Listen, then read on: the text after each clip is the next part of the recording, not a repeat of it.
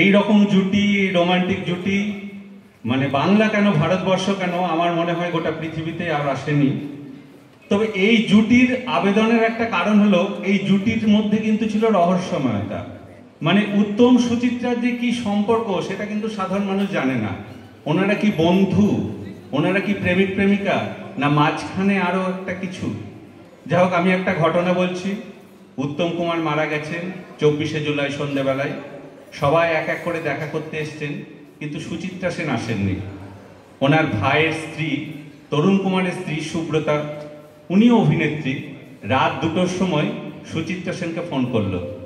Suchitra Sen phone ধরে বলেন, hello দিদি, সব তো শুনেছ, তুমি আসবে না? সুচিত্রা সেন একটু যেন দ্বিধাগ্রস্ত, বললো যাব, আমি কি দাঁড়াতে পারবো সামনে? বললো, হ্যাঁ দিদি, তুমি কিছুক্ষণের জন্য এলে এসে।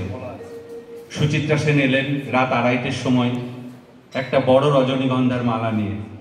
সুচিত্রা সেন উত্তমবাবুর পায়ে মালাটা পরিয়ে দিতে গেতে গৌরী দেবী বললেন, রমা, তুমি তো প্রচুর সিনেমায় ওর গলায় মালা দিয়েছ, আজ পায়ে না দিয়ে ওনার গলাতেই না হয় মালাটা পরিয়ে দাও। সুচিত্রা গলায় মালাটা দিয়ে শুধু একটা কথাই বলল, আমি হেরে গেলাম উত্তম, আমি হেরে গেলাম।